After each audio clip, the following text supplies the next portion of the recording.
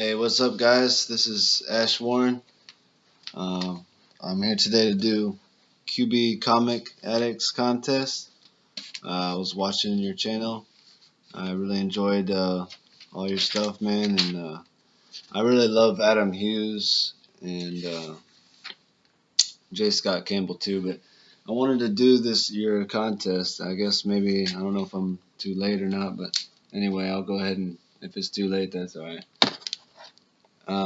So I'm 18. I'm definitely over 18. I'm subscribed to you already. So let me show 10 different covers by 10 different artists. So I'm going to start off right here with the Action Comics #1, just because this is the comic that started it all. So I love how this artist had the idea to show Superman with the car over his head. It really captured the attention of everybody everywhere, and really is what got comics to where they are today. If it weren't for this cover, that never would have happened. So just a really awesome cover and a lot of homages to this one.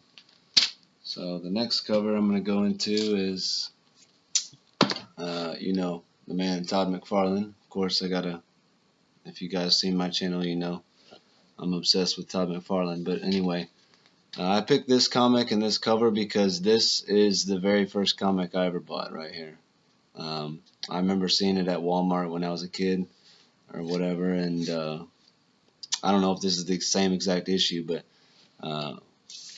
I saw this at Walmart, and I just asked my mom if I could get it because I love the artwork, and this cover really caught my attention, especially how it's smashing the letters up, and just an amazing comic and really cool story because Spider-Man gets cosmic powers and he can fly and stuff. And anyway, this comic got me started collecting comics when I was a kid back in the late 80s.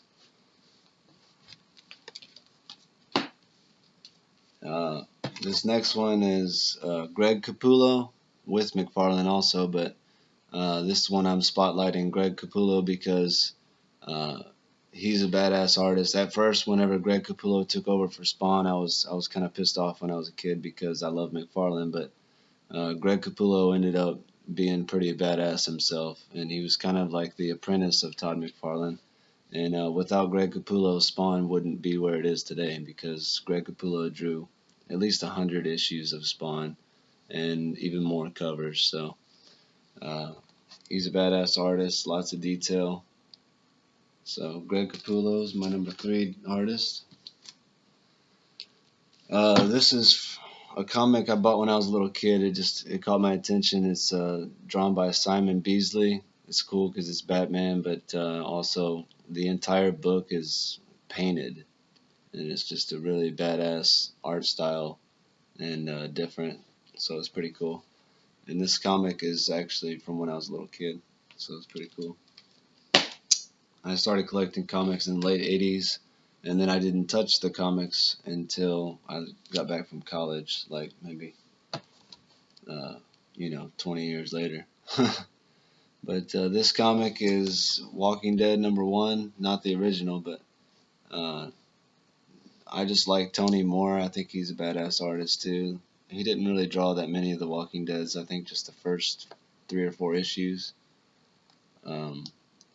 But he was an awesome artist. I mean, he has a lot of detail in his work, almost similar to McFarlane. His work kind of reminds me of McFarlane, so pretty awesome.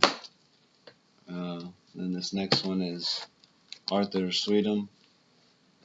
Pretty badass take on Incredible Hulk 340 that he's paying homage to McFarlane, and I love how he has this zombified Wolverine here that looks really cool. So Arthur Sweetum. This is Mike Deodato Jr. This is a really rare variant of Secret Wars #1, and it's paying homage to the first ever appearance of Wolverine, Hulk 181. Just the detail is badass. I think he's an awesome artist. Awesome cover. Really cool. Really good detail. And then this next one here is Infinity Gauntlet #1,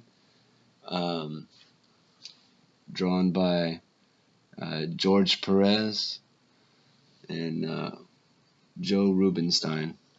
But anyway, these two artists aren't really my favorite artists ever, but I think they've just killed it with this cover, and it's just such an awesome cover. It really captures what Infinity Gauntlet is, all the Marvel movies leading up to this event.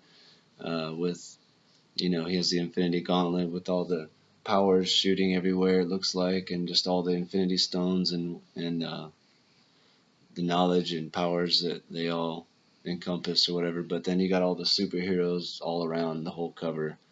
And it really captures all that really well. All the superheroes have to come together to take on Thanos.